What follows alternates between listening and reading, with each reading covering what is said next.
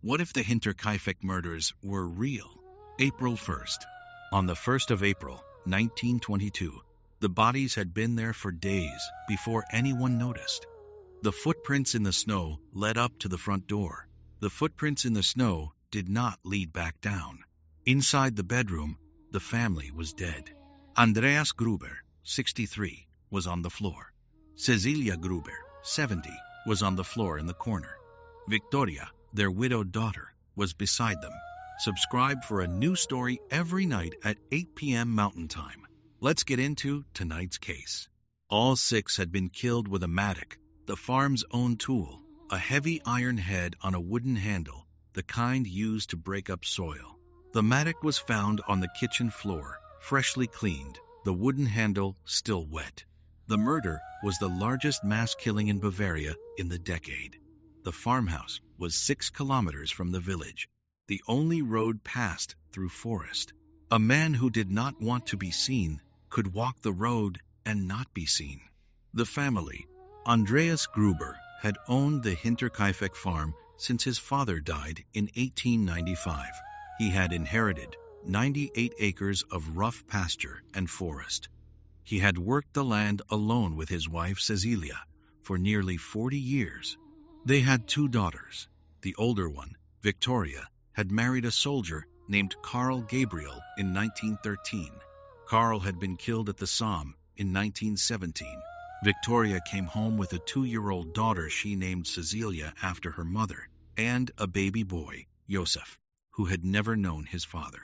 The younger daughter, Theresia, had married and moved to a neighboring farm a few miles away.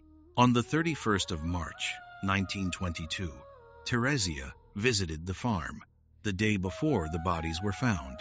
She noticed that the family had been burning bundles of newspapers in the yard and asked her mother about the newspapers. Caezilia told her not to worry. Caezilia was already 60 years old and had grown tired of worry. Maria Baumgartner, the maid, had arrived at the farm on the 29th of March, 3 days before the murder. She had come from a village 20 miles south. She had worked for the Grubers once before, in the winter of 1918. She was the only adult on the farm that the family had not known for years. The police would, over the decades, return to her many times. The investigation. The Munich Kriminalpolizei was called in on the 3rd of April, 1922, 2 days after the bodies were found. The local gendarmerie had locked the farm. They had not been able to identify the murderer. They were not sure how the murderer had left. The doors were locked from the inside. The windows were shuttered. The only way out of the farmhouse was through the front door, and the front door was barred. The investigators broke the front door down a second time, on the 4th of April, to enter the house a second time and confirm the scene. They found what they had not found on the first visit: a fresh track in the courtyard snow that led away from the house, around the corner of the barn, and out toward the forest. The track was a man's. The boot was large, the size of a man who worked with his hands. The track was not the track of any member of the family. The track was, however, only one track. The snow had not preserved the return trip. The investigators interviewed the village. The village had nothing to say.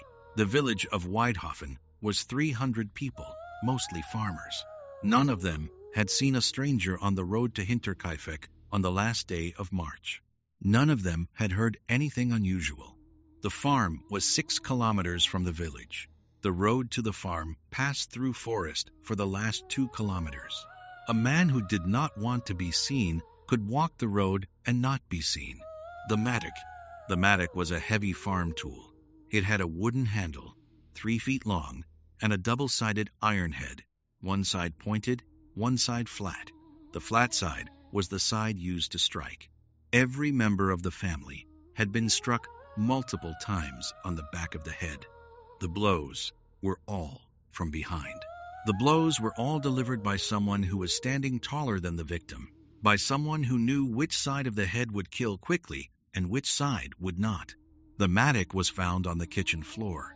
The iron head had been wiped clean. The wooden handle was still wet. Whoever had killed the family cleaned the murder weapon and laid it on the floor, without hiding it, without taking it. The weapon was used, cleaned, and left. The police concluded, in their first report, that the killer was someone who knew the farm, someone who had access to the tool, someone who had planned the killing for a long time. The newspaper bundles the family had been burning in the yard were a separate mystery. The neighbors had seen the bundles on the 31st. Teresia had seen the bundles on the 31st. Caezilia had refused to explain them. The police never found out what was in the bundles.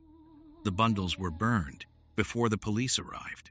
The bundles were one of 3 or 4 details in the case that the police, in their final report, would mark as never resolved.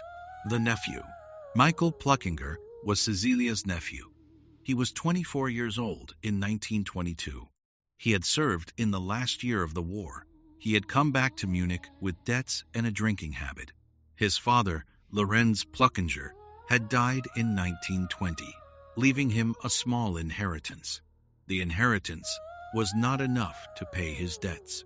The inheritance was, however, the kind of money that a desperate man might want to add to. Caezilia and Andreas had talked in the months before the murder about whether to leave the farm to Teresia or to Viktoria. Teresia had married and moved away. Viktoria had come back. The couple had, according to village gossip, been leaning toward Viktoria. Michael had been told by a friend in Munich that the inheritance would skip him. Michael had visited the farm on the 19th of March, 12 days before the murder. He had spent the night. He had been seen in the yard by the neighbor. The neighbor remembered him because he had a distinctive limp from a wound he had taken at Verdun. The neighbor also remembered that Michael had, on that visit, asked to borrow a key to the barn. The neighbor had heard the key being made. The police brought Michael in for questioning in April of 1922. They questioned him for 3 days. They could not break his alibi. He had been in Munich on the night of the 31st. He had been in a beer hall on the night of the 31st. The owner of the beer hall remembered him. The owner of the beer hall could not, however, account for every hour of the night. The police closed the case against Michael in 1923. They did not close the case against the unknown. They kept the case open for 85 years. The cold case. The case file was kept in the Bavarian State Archives in Munich. A fresh review was opened in 1951 after a similar double murder in a village outside Augsburg, and closed again in 1952. A second pass was made in 1972 on the 50th anniversary, and closed again the following year. A third came in 1986 when a journalist named Peter Leusch published a book-length reinvestigation that put the case back in the Bavarian press. Leusch's book argued, on the basis of village oral history, that Michael Ploeckinger was the killer. Leusch had interviewed more than 30 elderly residents of Waidhofen. Several of them remembered Michael's visit on the 19th of March. Several of them remembered that Michael had been seen near the farm on the 30th of March, 2 days before the bodies were found. One of them, a man who had been a boy of 9 in 1922, told Leusch that he had seen Michael walking up the path to the farm on the night of the 31st. The Bavarian police reopened the file in 2007, 85 years after the murder. The investigation concluded that Michael Ploeckinger was the most likely suspect. The investigation also concluded that the most likely suspect had died in 1971, 51 years after the murder, in a Munich nursing home, having never confessed, having never been charged. The file was closed in 2007. The farmhouse was demolished in 2007 on the orders of the new owner, who had not been able to find a buyer in 60 years. The Mattock, the last physical piece of evidence, was buried in a gravel pit near the village in 1936. It was never recovered. The anniversary. The Hinterkaifeck farm does not exist anymore. The barn is gone. The yard is gone. The path is gone. The new owner of the property planted the cleared lot as a hayfield in 2008. The hayfield is the only thing a visitor can see. The murder site is under the hay. The village of Waidhofen is smaller than it was in 1922. The post office is gone. The school is gone. The inn where Michael Ploeckinger was said to have spent the night of the 31st is now a private home. The descendants of the Gruber family do not, in general, talk to the press. A great-granddaughter of Andreas, who lives near Augsburg, gave one interview in 2007 in which she said the family had always believed Michael was responsible. She also said the family had never expected to see the case closed. The 1986 Peter Leusch book is still in print in German, under the title Der Fall Hinterkaifeck. The book has been the basis of 4 separate German-language television documentaries. The first was broadcast in 1998. The fourth was broadcast in 2020. None of the documentaries named Michael Ploeckinger as the killer. None of the documentaries were willing to go beyond a prime suspect framing. The Bavarian State Archives still hold the case file. The case file is the longest-running unsolved murder case in German criminal history. The file is, by long-standing police practice, not made public. Researchers who have requested access to the file in the last 20 years have been told the file is closed. The question. Here is what the record contains. 6 people: Andreas, Caezilia, Viktoria, Caezilia Jr., Josef, and Maria, killed on a farm 6 kilometers from Waidhofen in the last days of March 1922. A single weapon, a mattock, the farm's own tool, cleaned and laid on the kitchen floor. A locked farmhouse. A neighbor's first visit report of a single set of tracks leading away. A nephew, Michael Ploeckinger, 24, with a motive, with a key, with an alibi he could not break, but could not fully account for. A 1986 reinvestigation. A 2007 closing of the file. A farmhouse demolished. A mattock buried in a gravel pit.